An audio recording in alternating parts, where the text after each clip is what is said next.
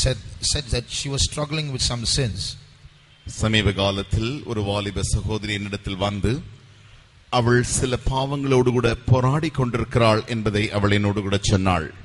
And she said, "Brother, I am doing this willingly. I love to do it, so will God forgive me?" அவள் என்னிடத்தில் சொன்ன காரியம் என்னவென்றால், brother, நான் செய்கிறதான இந்த பாவத்தை மிக சந்தோஷத்தோடு கூட மனப்பூர்வமாய் நான் செய்கிறேன். இப்படி நான் செய்கிறபடினால் தேவன் என்னுடைய பாவத்தை மன்னிப்பாரா என்று கேட்டாள். So this is a question that many young people have, because when we commit sins, we love the sins. That's why we do it. இதே கேள்விதான் அநேக வாலிபருக்குள் இருக்கிறது. ஏனென்று கேட்டால், நாம் பாவங்களை செய்யும் பொழுது அதிலே களிகூர்ந்தல்லவா செய்கிறோம். When we watch television, உதாரணமாக தொலைக்காட்சியை நாம் பார்க்கும் பொழுது, or when we go and see a movie, ஒரு சினிமா படத்தை பார்க்க செல்லும் பொழுது, or when we browse on some pornography in the websites, மிக அருவருப்பான சில அப்படிப்பட்டதான சைட்டுகளை நாம் இன்டர்நெட்டில் போய் பிரவுஸ் செய்து பார்க்கும் பொழுது, or if we fall in love, அல்லது காதலிலே நாம் விழும் பொழுது, we do it willingly, isn't it? We don't hate what we are doing, we love it, that's why we do it. நாம் செய்கிற காரியத்தை நம்மால் வெறுக்க முடிகிறதில்லை, அதை நேசிக்கிறபடியினாலே தான் நாம் அதை நாம் செய்கிறோம் அல்லவா? So that's that question that this girl asked. I am doing it willingly, I love to do it, so will God forgive me? ஆகினால் தான் அந்த சகோதரி என்னை பார்த்து இப்படி கேட்டார்கள், நான் இப்படி செய்கிறதான பாவங்களை நான் மனப்பூர்வமாய் விரும்பி நான் செய்கிறபடியினாலே தேவன் என்னை மன்னிப்பாரா என்று கேட்டாள். So then I asked her a question. அப்பொழுது நான் அவர்களை பார்த்து ஒரு கேள்வி கேட்டேன். If you are really doing it wholeheartedly, நீ மனப்பூர்வமாய் இந்த பாவத்தை செய்வாயே ஆகில், if you are loving to do it, நீ அதை செய்ய மிக விருப்பம் கொள்வாயே ஆகில், why are you coming and telling me? அப்படி விருப்பமாய் நீ செய்யும் பொழுது ஏன் நீ என்னிடத்தில் வந்து இப்படி கேள்வி கேட்கிறாய்? Why are you asking, will God forgive me? தேவன் என்னை மன்னிப்பாரா என்று ஏன் நீ கேட்கிறாய் என்று நான் அவளிடத்தில் கேட்டேன். It means that there is another part of your heart that doesn't want to do it. அதனுடைய அர்த்தமே, உன்னுடைய இருதயத்தில் வேறொரு பகுதி உண்டு. அது என்ன சொல்கிறது என்றால், இதை இந்த காரியத்திலிருந்து எப்படியாகிலும் விடுபட வேண்டும் அல்லது வெறுக்க வேண்டும் என்கிறதான எண்ணம் இருக்கிறபடினால். So don't say you're doing it wholeheartedly, because if you're doing it wholeheartedly, it means all of your heart wants to do it. Then you won't come to me to say I'm doing it. ஆகினாலே நீ முழு இருதயத்தோடு கூட நான் மனப்பூர்வமாய் செய்கிறேன் என்று சொல்லாதே. அப்படி நீ முழு மனப்பூர்வமாய் செய்வாயே ஆகில் தேவன் என்னை மன்னிப்பாரா, மன்னிப்பு வேண்டும் என்று நீ அந்த கேட்கிறதான அந்த பகுதியே தோன்றாது. ஆகினால் இருதயத்தின் ஒரு பகுதியானது அதை வெறுக்கிறபடியினால் தான் இப்படி வந்து கேட்கிறாய். So our heart is divided into two parts. நம்முடைய இருதயமானது இரண்டு பகுதியாய் பிரிக்கப்படுகிறது. One part loves good and does good.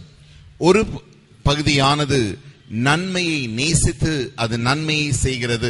The other part loves the evil and does the evil. மற்ற ஒரு பகுதி உண்டு, அது தீமையை நேசித்து தீமையை செய்கிறது. So we should not say that we are wholeheartedly good or wholeheartedly evil. We are divided in heart. ஆகையினாலே நான் முழு மனதும் நல்லவனாய் நன்மையாய் இருக்கிறேன் அல்லது முழு இருதயமே கெட்டு போய் விட்டது என்று அப்படி நாம் சொல்லவே முடியாது. You even look at sinners. நீங்கள் பாவிகளை கூட நோக்கி பாருங்கள். Even before I was saved, நான் ரட்சிக்கப்படுவதற்கு முன்பதாக, when I used to mingle with friends, நான் என்னுடைய நண்பர்களோடு கூட கலந்து செல்லும் பொழுது, I would notice those friends, they don't know Jesus and they don't know salvation, but still there was a conscience in them that pricked them, that said what they were doing was wrong.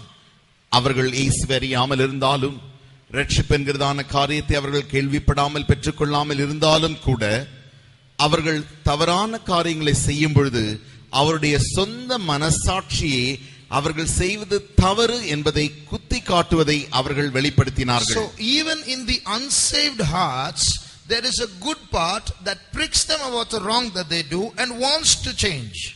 ஆகையினாலே ரட்சிக்கப்படாத இருதயங்களும் கூட அவருடைய இருதயத்தில் ஒரு நன்மையான பகுதி உண்டு. அது என்னவென்றால், அவர்கள் செய்கிறதான அந்த தீமையான பகுதியை வெறுக்கிறதான நன்மையான ஒரு பகுதியான இருதயம் அவர்களுக்குள் உண்டு. So what's going on is a war is going on. ஆகையினால் என்ன நடக்கிறது என்றால், இருதயத்திற்குள்ளே ஒரு யுத்தம் நடக்கிறது. The good part of our heart wants to get bigger and bigger and capture the whole heart. The evil part of our heart that also wants to get bigger and bigger and capture the whole heart. இருதயத்தின் இந்த நல்ல பகுதியானது அது அந்த மற்ற பகுதியோடு கூட போராடி போராடி தன்னுடைய நல்லதான பகுதியை முழு இருதயத்திலும் பெருக்கிக் கொள்ள விரும்புகிறது. ஆனால் அதே சமயத்தில் இருதயத்தில் இருக்கிறதான அந்த தீமையான பொல்லாப்பான பகுதியானது தன்னை பெரிதாக்கி அது தன்னுடைய இருதயத்தை முழுவதுமாய் பிடித்துக் கொள்ள விரும்புகிறது. St. Paul, speaking about his past life, he said, the good that I want to do, I don't do, but the evil that I don't want to do, that I end up doing. பரிசுத்த பவுல் இப்படி சொல்கிறார். அவர் என்ன சொல்கிறார் என்றால், விரும்புகிற நன்மை அல்லாமல் விரும்பாத தீமையை நான் செய்கிறேன். So that's also a proof that our heart is divided. அதுதான் நம்முடைய இருதயமானது பிரிந்திருக்கிறது என்பதை நிரூபிக்கிற நிரூபணமாய் இருக்கிறது. So when we normally in all religions they say this, good people go to heaven, bad people go to hell. எல்லா மதங்களுமே இப்படி சொல்லுவார்கள். நல்லவர்கள் எல்லாரும் மோட்சம் அல்லது சொர்க்கத்திற்கு போய் விடுவார்கள், கெட்டவர்கள் எல்லாரும் நரகம் என்கிறதான இடத்திற்கு போய் விடுவார்கள் என்று சொல்வார்கள். So if we are now divided, isn't it? We are half good and half bad. So we'll half go to heaven and half go to hell, is it? நம்முடைய இருதயங்கள் எல்லாம் பகுதியாய் பிரிந்திருக்கிறபடினாலே நன்மையான பகுதியாகிய அந்த அரை பகுதி பரலோகத்திற்கும் கெட்ட பகுதியான அந்த பொல்லாப்பான பகுதி நரகத்திற்குமா செல்ல வேண்டும். So how does this problem get solved? அப்படி என்றால் இந்த பிரச்சனைக்கு முடிவு என்ன? You take the good part. நீங்கள் நன்மையான பகுதி எடுத்துக் கொள்ளுங்கள். There's a Christian proverb like this. இப்படி ஒரு கிறிஸ்தவ பழமொழி உண்டு. If you think there is enough goodness in you which qualifies you for heaven, you don't know sin. உனக்குள்ளே பரலோகத்திற்கு செல்லக்கூடியதான நன்மையான பகுதி இருக்கும் என்று நீ நினைப்பாயே ஆகில், அதற்குரிய தகுதியான நன்மை உனக்குள் இருக்கிறது என்று நீ நினைப்பாயே ஆகில், நீ பாவத்தையே அறியவில்லை. In other words, if you think that good half of you qualifies you for heaven, it means you don't know your other half. அதனுடைய மற்ற வார்த்தைகளில் சொல்ல போனால், உன்னுடைய இருதயத்தில் அந்த நல்ல பகுதி உண்டே, அந்த பகுதி உன்னை என்ன நினைக்க செய்கிறது என்றால், நீ கண்டிப்பாக இந்த நல்ல பகுதி இருக்கிறபடியினால் நீ பரலோகத்திற்கு தான் போய்விடுவாய் என்று சொல்லுமே ஆகில், உனக்குள்ளே அந்த பொல்லாத பாதி பகுதி உண்டே, அந்த பகுதியை நீ அறியாமல் இருக்கிறாய். That's one part of the saying. அதுதான் அப்படி இந்த பழமொழியின் ஒரு பகுதியா இருக்கிறது. The second part of the saying, அந்த பழமொழியின் மற்ற பகுதி என்னவென்றால், if you look at the bad portion of your heart and you think you're going to surely go to hell because of this other half, you don't know God. உன்னுடைய இருதயத்தின் அந்த பொல்லாத பகுதி உண்டே, அந்த பகுதி நிமித்தமாக நான் நரகத்திற்கு தான் போய்விடுவேன் என்று நீ சொல்லுவாயே ஆகில், உன்னுடைய மற்ற அந்த நல்ல பகுதியை நீ அறியாமல் இருக்கிறாய், அல்லது நீ தேவனை நீ அறியாமல் இருக்கிறாய். So in other words, no matter how bad you are, there is still a God who can qualify you for heaven. No matter how good you are, there is still enough bad in you to take you to hell. மற்ற வார்த்தைகளில் சொல்ல போனால், உனக்குள்ளே கெட்ட பகுதி எவ்வளவா இருந்தாலும் சரி, தேவன் என்று ஒருவர் உண்டு, அவர் அந்த நல்ல பகுதியை உன்னில் கண்டு உன்னை பரலோகத்திற்கு செல்ல எடுத்து, நல்ல பகுதி அல்ல, he has the ability to change you and take you to heaven. உன்னை மாற்றி பரலோகத்திற்கு கொண்டு செல்ல அவர் வல்லமை உள்ளவர். ஆனால் உனக்குள்ளே நல்ல பகுதி இருக்கிறது என்று நீ நினைத்துக் கொண்டிருக்கிறாய்.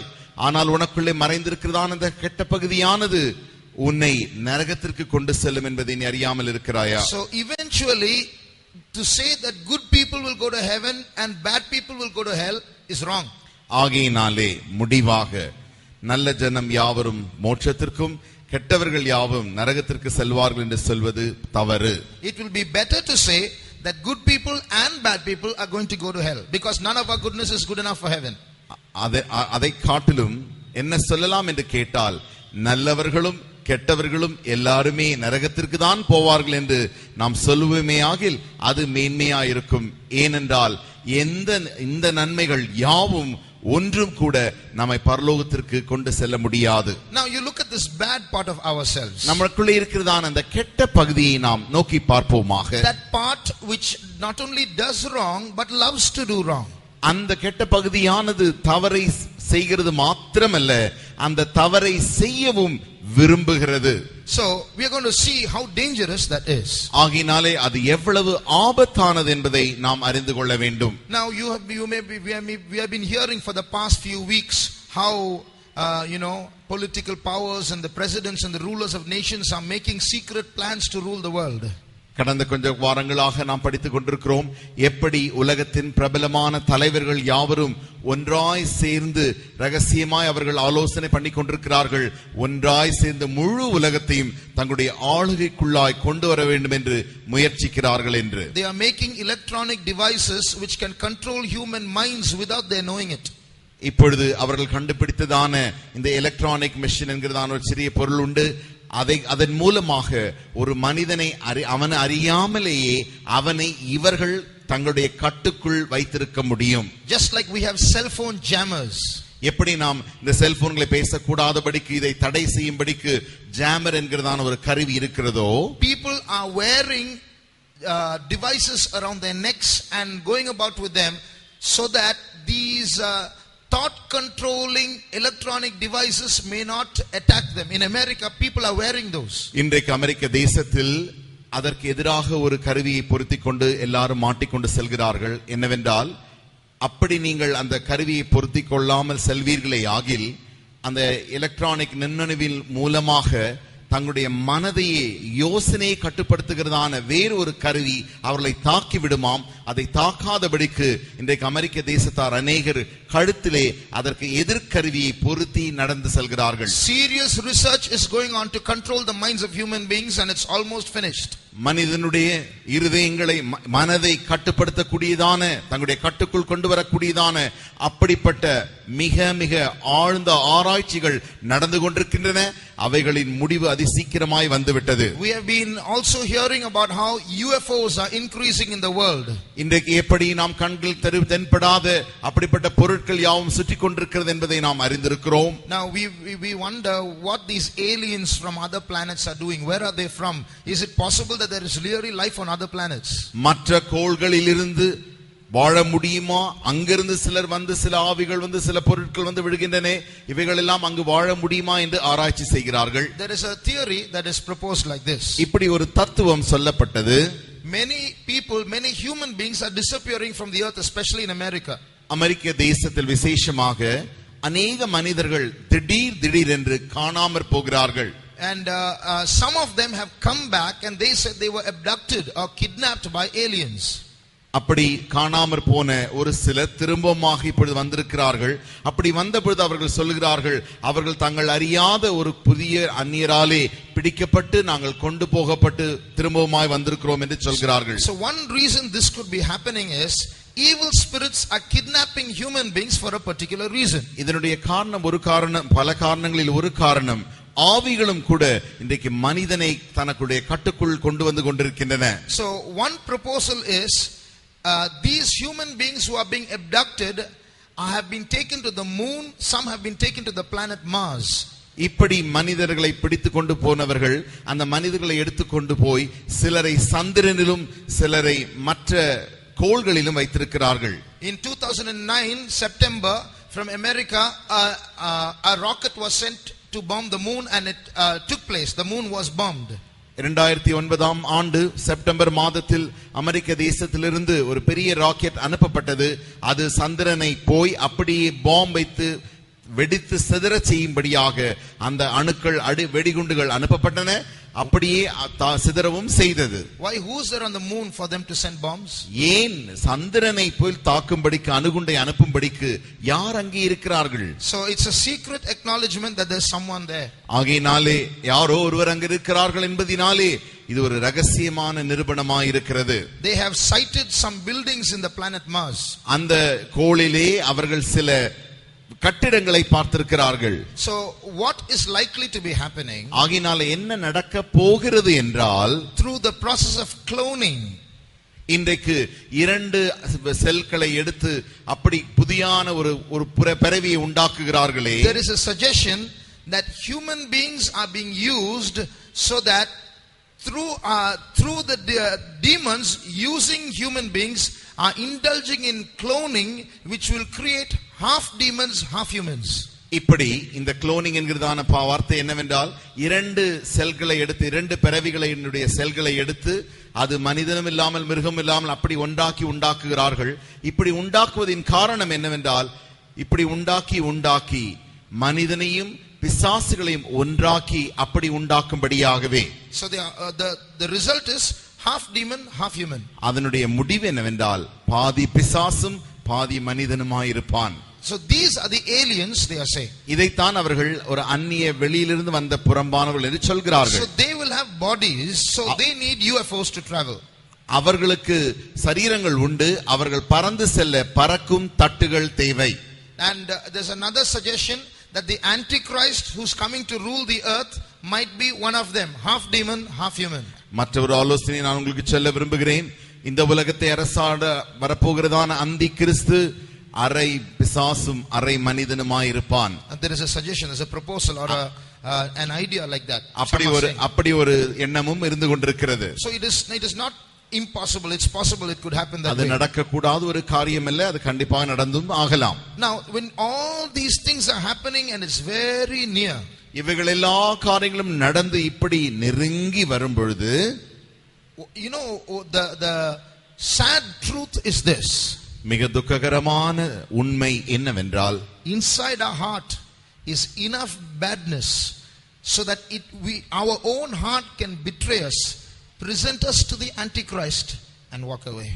நம்முடைய இருதயத்திற்குள் போதுமான அளவுக்கு பொல்லாப்பு இருக்கிறபடினாலே அந்தி கிறிஸ்துக்கு முன்பாக நம்முடைய சொந்த பொல்லாப்பே நம்மை காட்டி கொடுத்துவிட்டு நடந்து செல்ல ஆயத்தமாய் இருக்கிறது. Our anger, நம்முடைய கோபங்கள், our greed, நம்முடைய பேராசைகள், our lust, நம்முடைய இச்சைகள், these all are nice sometimes, good to enjoy, but are so dangerous that in the midst of all our spirituality, these can betray us and show us to the Antichrist, bring us under his control and then deceive us.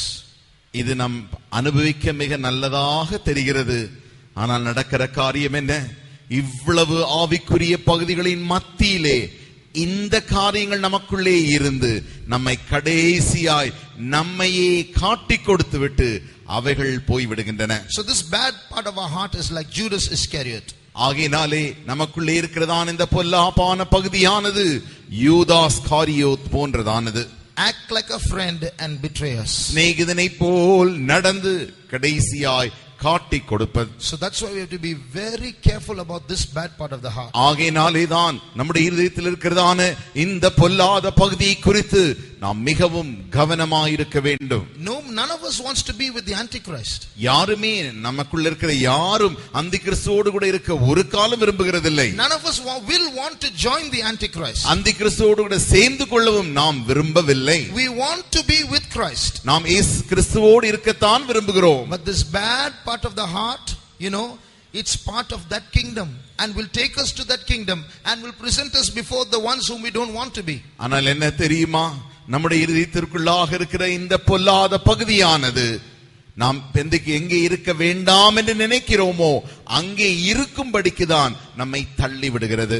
That's why we have to be very careful about quickly settling the issue of our heart. ஆகையினால் தான் நம்முடைய இருதயத்தில் இருக்கிறதான அந்த பிரச்சனைகளை உடனடியாய் அதி சீக்கிரமாய் சரி செய்து கொள்வதில் நாம் மிக மிக வேகத்தை காட்ட வேண்டும். Just like doctors advise, frequent medical checkup is very important.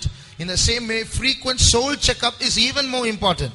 அடிக்கடி மருத்துவர்கள் இப்படி சொல்வார்கள் தானே, உங்களுடைய சரீரத்தை அடிக்கடி மருத்துவ சோதனை செய்து கொள்வது மிக மிக அவசியம் என்று சொல்வார்களே, அதை காட்டிலும் உன்னுடைய ஆத்துமாவை நீ அடிக்கடி சோதித்தறிவது என்பது மிக மிக மிக அவசியமாயிருக்கிறது. There is a verse in the Bible which says the heart is deceitful and desperate above all things, who can know it? இருதயமானது வஞ்சனையும் மகா கேடுள்ளதுமாய் இருக்கிறது, யார் அதை அறிவான் என்று வேதத்தில் ஒரு வசனம் இருக்கிறது. So when you say the heart is deceitful, it means your own heart can make a fool of you. இருதயம் வஞ்சனை உள்ளது என்பதை நாம் சொல்லும் பொழுது உன்னுடைய சொந்த இருதயமே உன்னை முட்டாளாக்கி விடுகிறது. So the question is, the Bible asks, who can know it or who can understand his own heart? யார் தன்னுடைய சொந்த இருதயத்தை அறிந்து கொள்ள முடியும் என்று வேதம் சொல்கிறது. So that means there will be a group of people who will be blind to their own state of heart and will get deceived by their own heart and will realize the truth when it's only too late. ஆனால் உண்மையான சத்தியம் என்னவென்றால், சிலர் உண்டு தங்களுடைய சொந்த இருதயத்தினாலே வஞ்சிக்கப்பட்டு அந்த இருதயத்தை அறியாமல் அப்படி அவர்கள் வஞ்சிக்கப்படுகிறார்கள். And they will know it only when it is too late. அது கால தாமதமான பிறகே அதை அறிந்து கொள்கிறார்கள். So we must really analyze our hearts to find out what filth is in there. நமக்குள்ளே என்ன அக்கிரமம் காணப்படுகிறது என்பதை நாம் நன்றாக அறிந்து உணர வேண்டும். You know, there is something in us called curiosity. நமக்குள்ளே ஒரு காரியம் உண்டு, எதை எல்லாவற்றையும் அறிந்து கொள்ள வேண்டும் என்கிறதான ஒரு ஆவி, ஒரு அறிவு. There is a good part to curiosity and there's a bad part to curiosity. எல்லாவற்றையும் அறிந்து கொள்ளும் என்கிறதான அந்த தன்மைக்கு நல்ல பகுதியும் உண்டு, கெட்ட பகுதியும் உண்டு. It is part of our longing.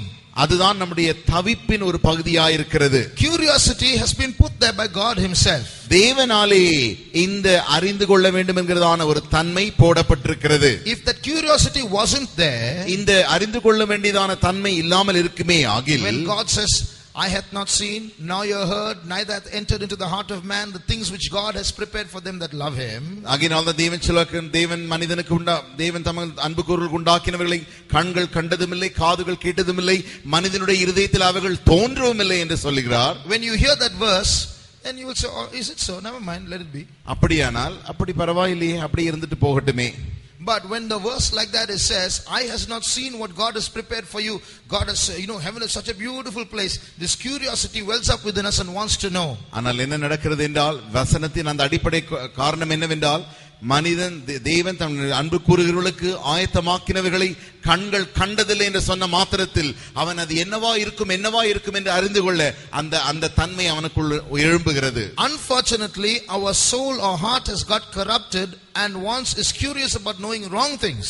ஆனால் துரதிர்ஷ்டவசமாக நம்முடைய இருதயமும் நம்முடைய ஆத்துமாவும் தீட்டுப்பட்டபடியினாலே தவறான காரியங்களை அறிந்து கொள்ள வேண்டும் என்கிறதான தன்மை பெருகிக் கொண்டிருக்கிறது. In Proverbs chapter 7, நீதிமொழிகள் 7ஆம் அதிகாரத்தில் you see Solomon the wise, he once looked out of his house out of the window.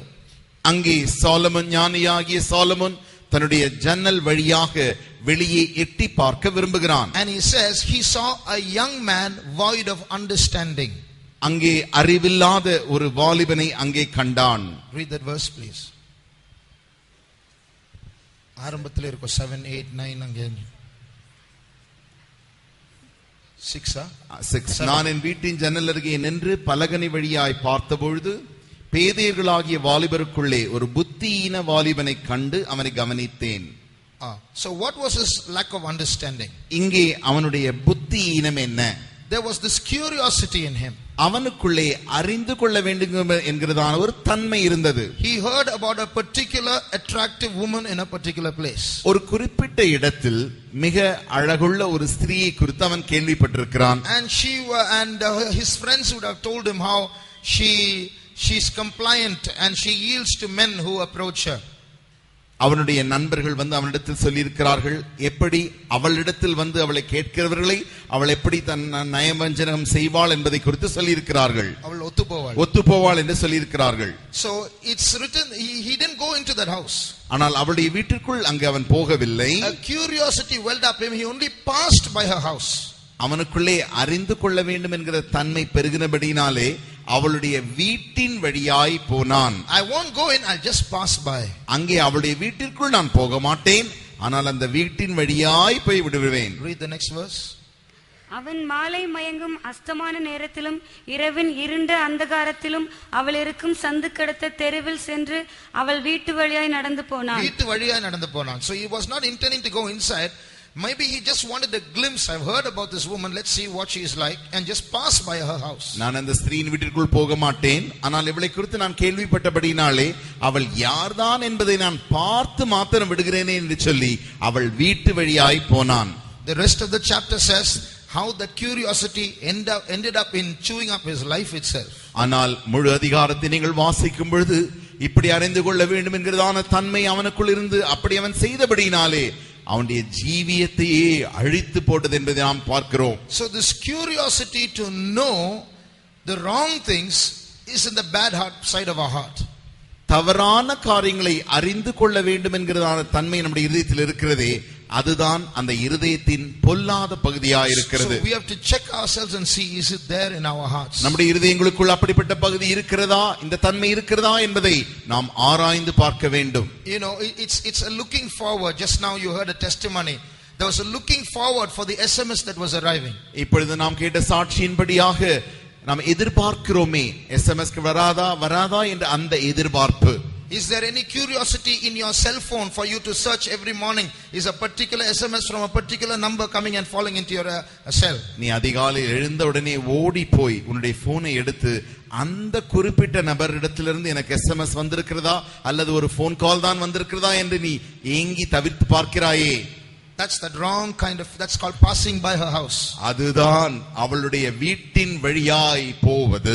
And that can result in great devastation in your soul. உன்னுடைய ஆத்மாவில் பெரிய அழிவுக்கு அது முடிவிலே கொண்டு வந்துவிடும். So be very sure, see if that curiosity is there and go to God and settle it with him quickly. அப்படிப்பட்டதான தன்மை அறிந்து கொள்ள வேண்டும் என்கிறதான தன்மை உனக்குள் இருக்குமே ஆகில் தேவனிடத்தில் அதிவேகமாய் போய் உன்னுடைய இருதயத்தின் பகுதியை சரி செய்து கொள்.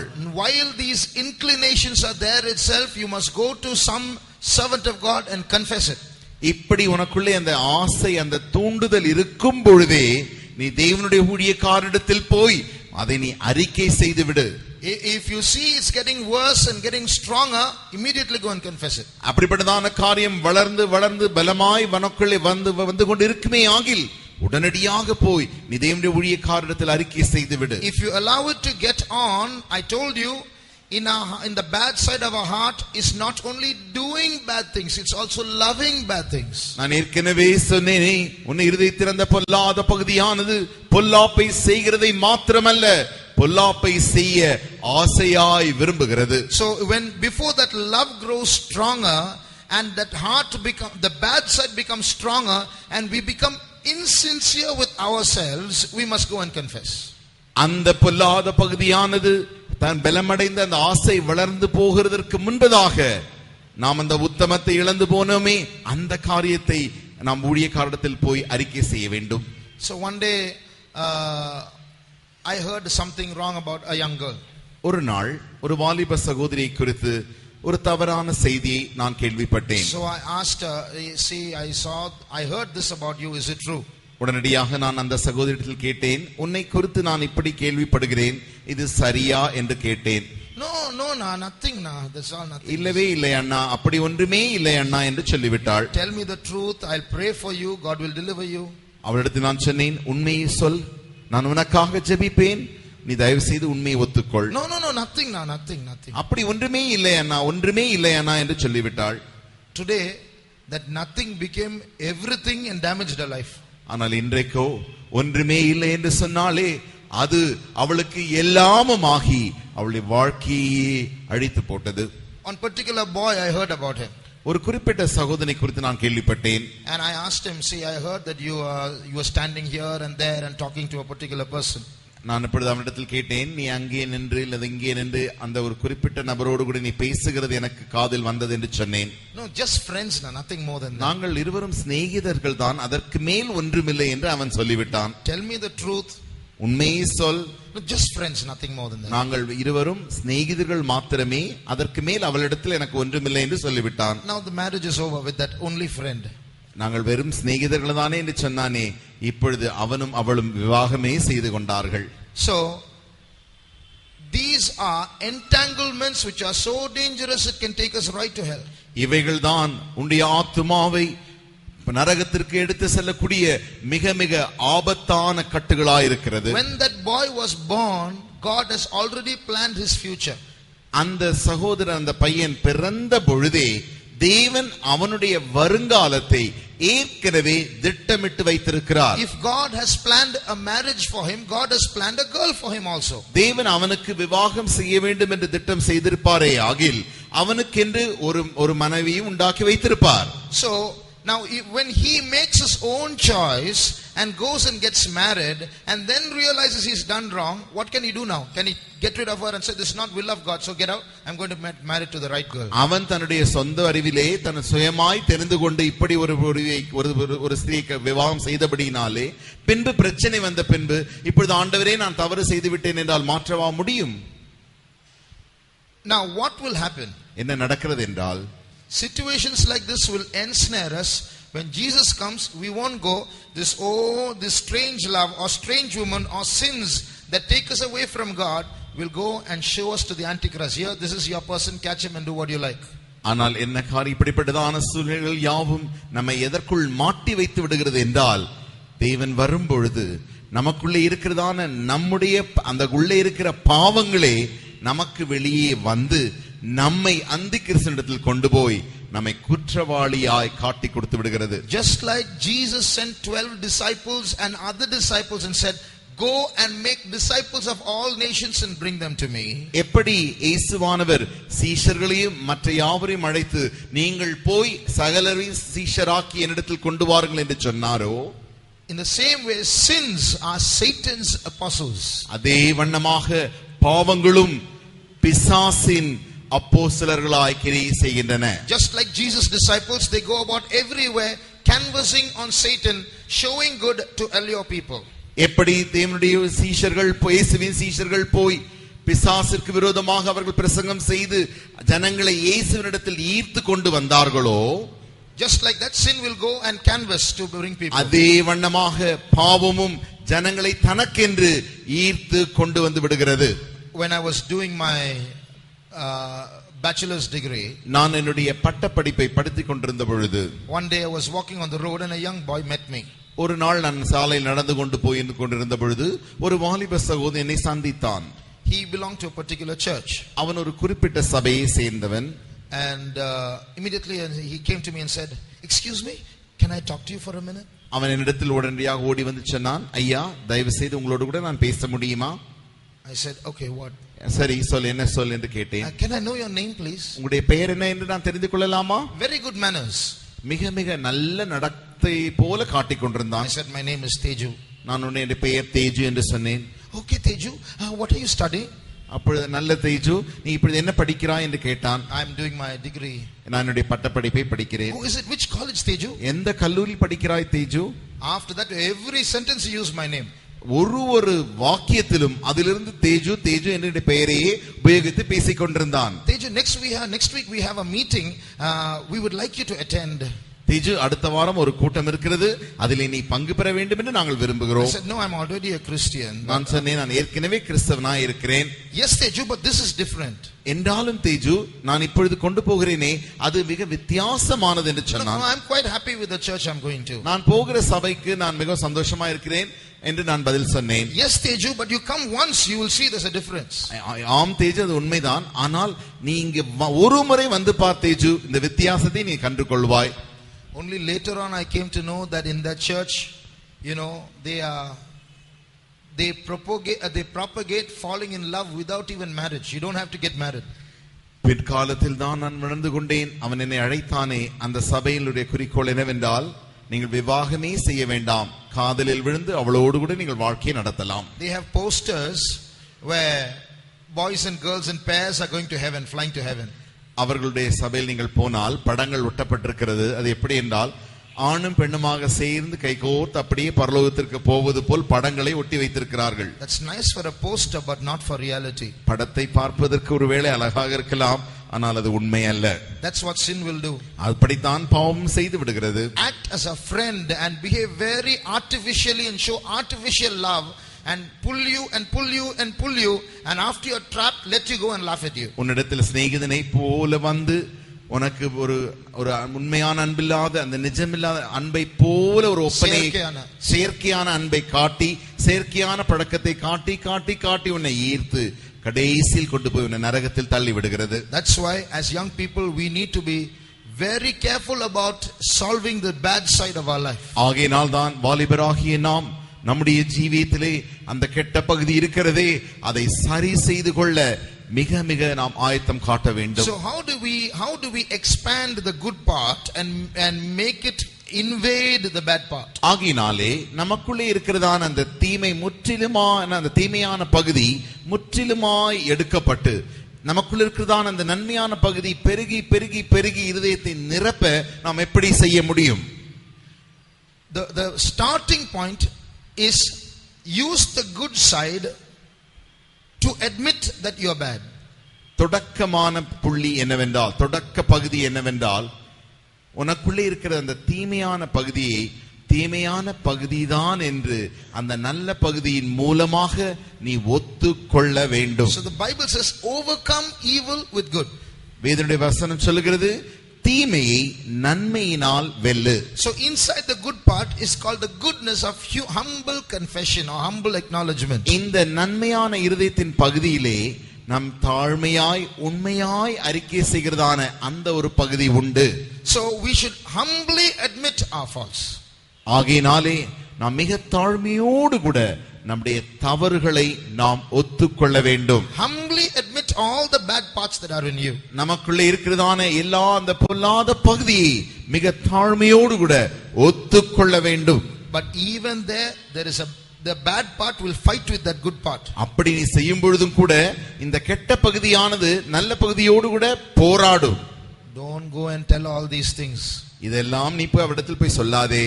You go and tell all these things, they'll go tell someone else and finished. Your name will be ruined. நீ போய் இப்படி அவர்களிடத்தில் போய் சொன்னால் அவர்கள் போய் வேற எங்கேயாகிலும் சொல்லிவிடுவார்கள், உன் பேரே கெட்டு போய்விடும். And you pray to God personally. That's நீ all.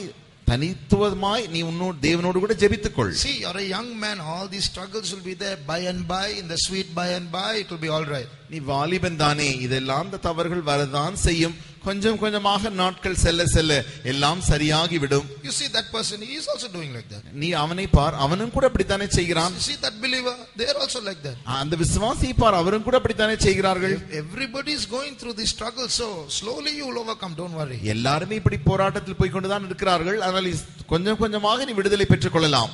Immediately the bad part of your heart has now made the good part slow down.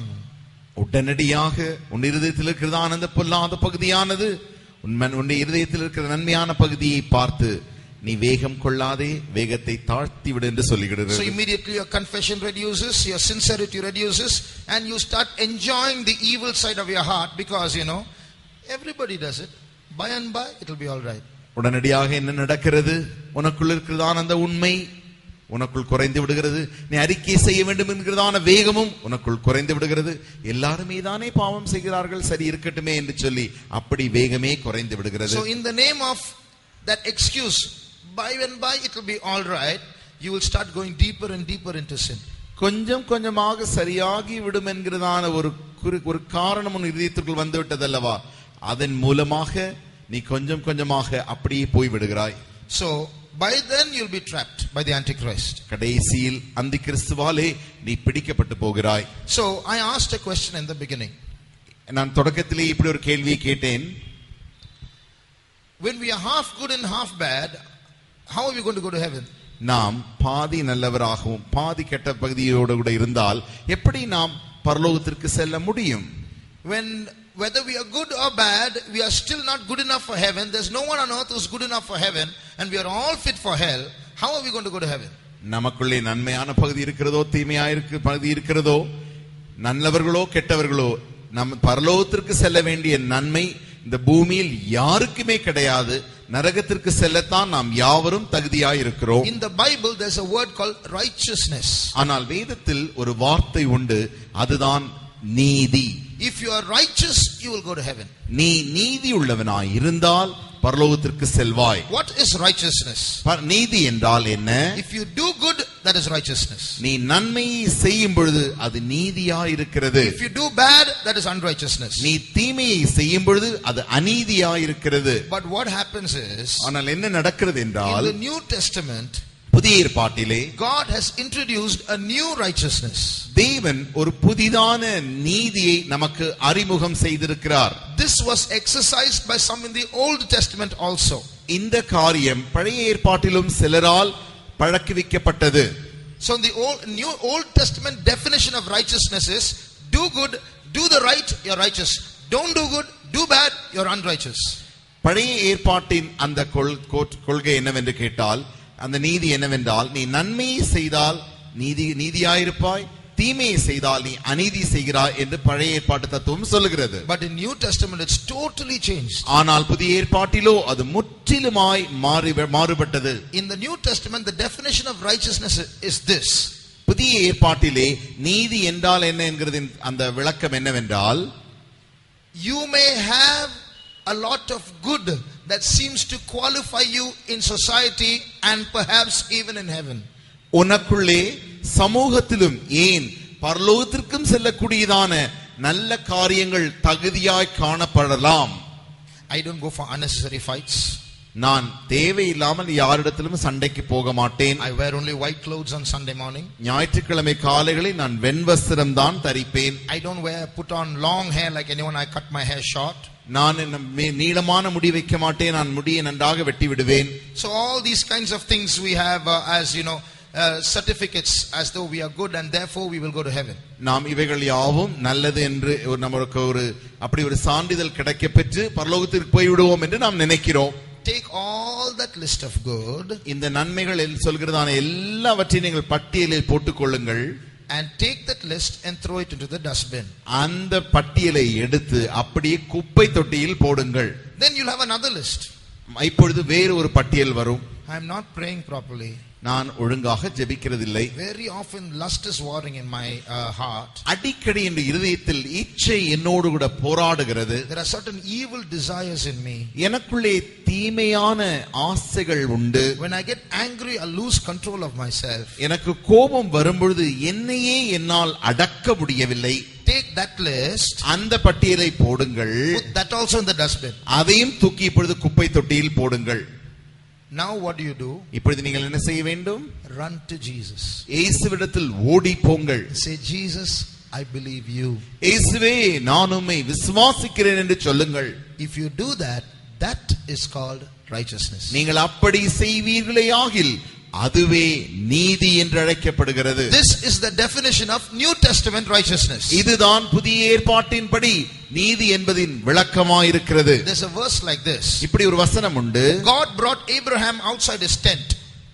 ஆபிரகாமை தேவன் அவனுடைய கூடாரத்திலிருந்து வெளியே கொண்டு வந்து, Abraham, look up. ஆபிரகாமே, வானத்தை அண்ணாந்து பார். Do you see those stars, those millions of stars? அங்கே லட்சக்கணக்கான கோடிக்கணக்கான நட்சத்திரங்களை பார்க்கிறாய் அல்லவா? Yes, Lord. ஆமாண்டவரே. Now Abraham, look down. இப்பொழுது ஆபிரகாமே, தரையை நோக்கி பார். Do you see those sand grains, millions of them? அங்கே போய் பார். அங்கே கடல் தூர்கள், கோடிக்கணக்கான கடல் மணல்கள் காணப்படுகிறது அல்லவா? Yes, Lord. ஆமாண்டவரே. You know, I'm going to multiply your children like this. உன்னுடைய பிள்ளைகளை நான் இப்படி பலுகி பெருக பண்ணுவேன். Abraham said, I believe. உடனடியாக ஆபிரகாம் சொன்னான், விசுவாசிக்கிறேன் ஆண்டவரே. And that was called righteousness on Abraham's part. அதுதான் ஆபிரகாமுக்கு அது நீதியாய் எண்ணப்பட்டது. Abraham believed God and that became righteousness for Abraham, the Bible says. வேதம் சொல்லுகிறது, ஆபிரகாம் தேவனை விசுவாசித்தான், அது அவனுக்கு தேவனால் நீதியாய் எண்ணப்பட்டது.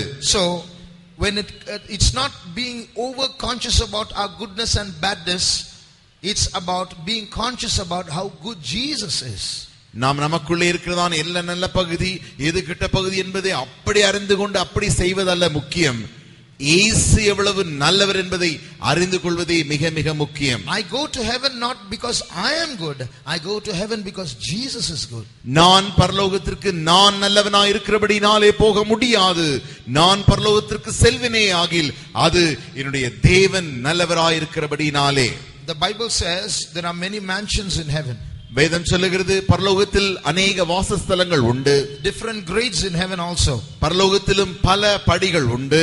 I come to give my reward according as each man's work shall be, the Bible says. வேதம் சொல்லுகிறது, அவனவனுக்கு நான் அளிக்கும் பலன் என்னோடு கூட வருகிறது. If we are going to get credit for all that we did, நாம் செய்வர்கள் யாவற்றிற்கும் பலனை பெற்றுக்கொள்வோமே ஆகில், பேர் பெற்றுக்கொள்வோமே ஆகில், and if God going to say you did this, you did that, you did that, and so you're going to come there, தேவன் இப்படி சொல்வார், நீதான் செய்தாய், நீ இதை செய்தாய், நீ இதை செய்தாய், பரலோகத்திற்கு வா என்று சொல்வாரே ஆகில், it is true we are going to be rewarded for our works. நம்முடைய அந்த கிரியைகளுக்கு தக்க பலனை நாம் பெற்றுக்கொள்வோம் என்பது உண்மைதான். But on our side, if we are going to be conscious of that goodness, when we get up there, we'll be proud people.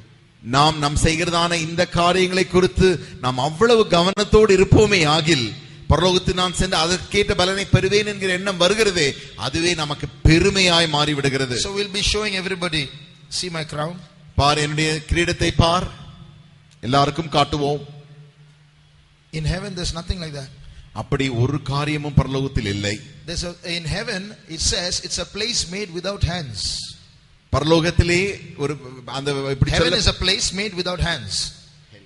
Heaven is a place made without hands. கரங்களால் செய்யப்படாத இடம்தான் பரலோகம். In other words, there is no human element in heaven.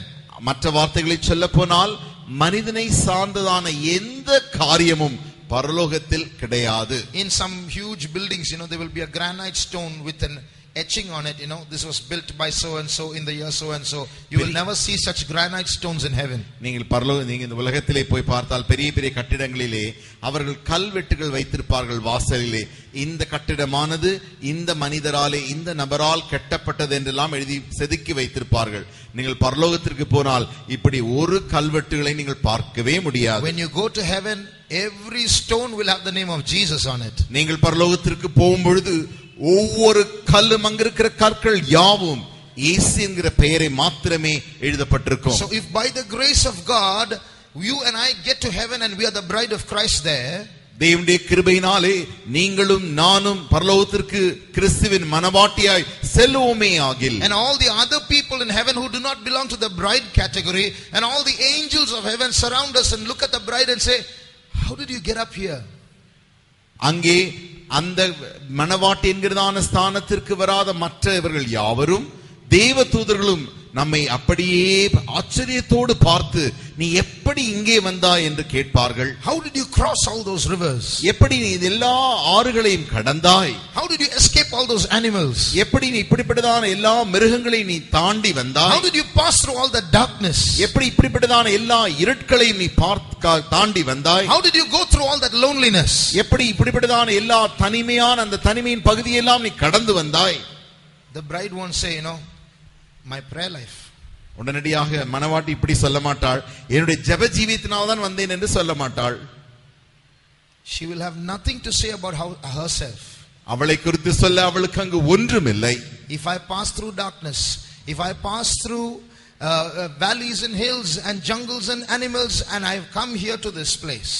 நான் இப்படிப்பட்டதான இருட்களையும் பள்ளத்தாக்குகளையும் மலைகளையும் குன்றுகளையும் காடுகளையும் விலங்குகளையும் நான் கடந்து வந்திருப்பேனே ஆகில், she will point to her husband and say, he is the reason. அவள் தன்னுடைய மணவாளனையே கையை காட்டி இவரே காரணம் என்று சொல்லுவாள். So I am what I am because God is what he is.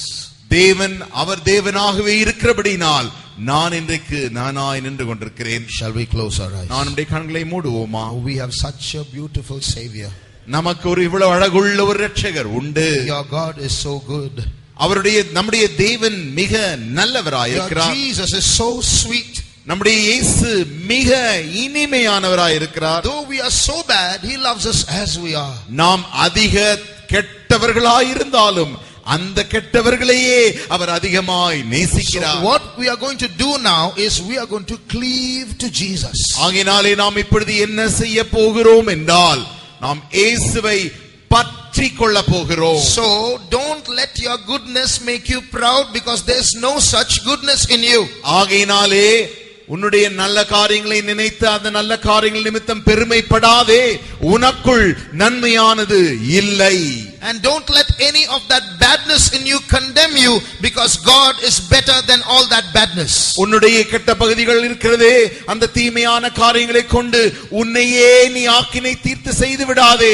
அந்த கெட்டவைகள் யாவற்றிற்காட்டிலும் உன்னுடைய தேவன் பெரியவராய் இருக்கிறார். The only thing we must do is cleave to Jesus. நாம் செய்ய வேண்டிய ஒரே ஒரு காரியம் என்னவென்றால் இயேசுவை நாம் பற்றி கொள்ள வேண்டும். That's the first goodness that we can ever have. நமக்கு கிடைக்கிற அந்த முதல் நன்மையே அதுவாகத்தான் இருக்கும். Many of us, we hold the sword in our hands, we have the breastplate of righteousness, we have the shield of faith, but we don't put on our helmet of salvation. அநேகர் நம்முடைய கரத்தில் பட்டயத்தை வைத்திருக்கிறோம், ரட்சிப்பு என்கிறதான அந்த ரட்சிப்புல we have the சுவாச கேடகத்தை பிடித்திருக்கிறோம், but we don't have the helmet of salvation. ஆனால் ரட்சிப்பு என்கிறதான அந்த தலைச்சீராவை நாம் அணியாமல் இருக்கிறோம். Let's put on our helmets today. இன்றைக்கு நாம் நம்முடைய தலைச்சீராவை போட்டுக் கொள்வோமாக. What is salvation? ரட்சிப்பு என்றால் என்ன? Salvation is cleaving to Jesus.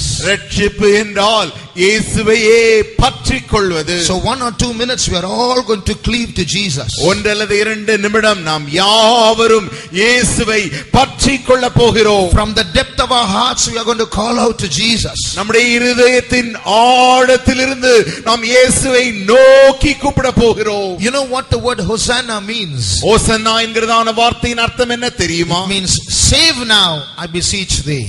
ஆண்டவரே நீர் என்னை ரட்சித்துக் கொள்ளும், நான் உம்மை பற்றிக் கொள்கிறேன். So let us cleave to Jesus. ஆகையினாலே நாம் இயேசுவை பற்றிக் கொள்வோமாக. Don't look at your badness now. உனக்குள்ள இருக்கிறதான அந்த தீமை நீ பார்க்க வேண்டாம். Don't look at your goodness now.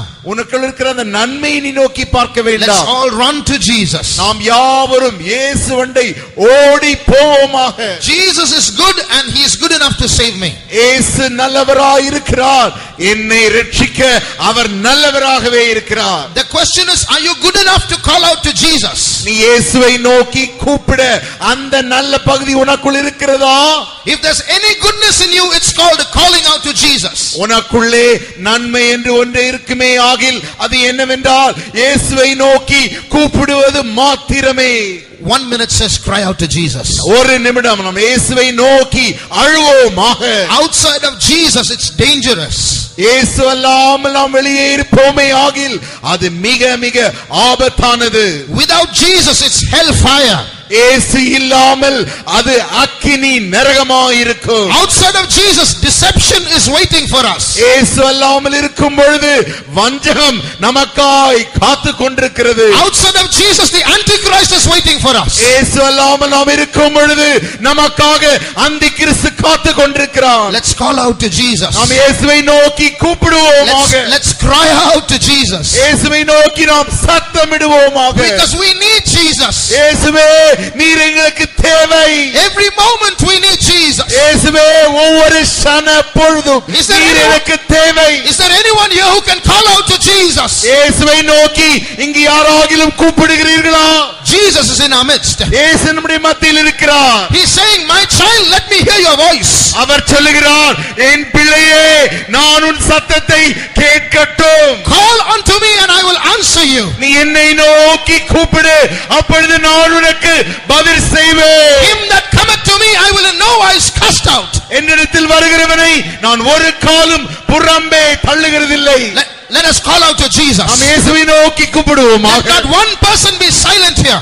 இங்கே ஒருவர் கூட அமைதியாய் இருக்க கூடாது. Every lip should call out the name of Jesus. ஒவ்வொரு உதடும், எல்லா உதடுகளும் இயேசுவின் நாமத்தை கூப்பிட வேண்டும். Every heart call out to Jesus. எல்லா இருதயமும் இயேசுவை நோக்கி சத்தமிடட்டும். Salvation is in him. இயேசு ரட்சிப்பு அவருடையது. Salvation is only in him. அவருக்குள் மாத்திரமே ரட்சிப்பு உண்டு. இயேசுவே இயேசுவே மை பற்றிக் கொள்ளுகிறோம் ஆண்டவரே. இயேசப்பா. Jesus save now Lord. Save us Lord. Have mercy O Lord. Jesus we praise you Jesus we praise you.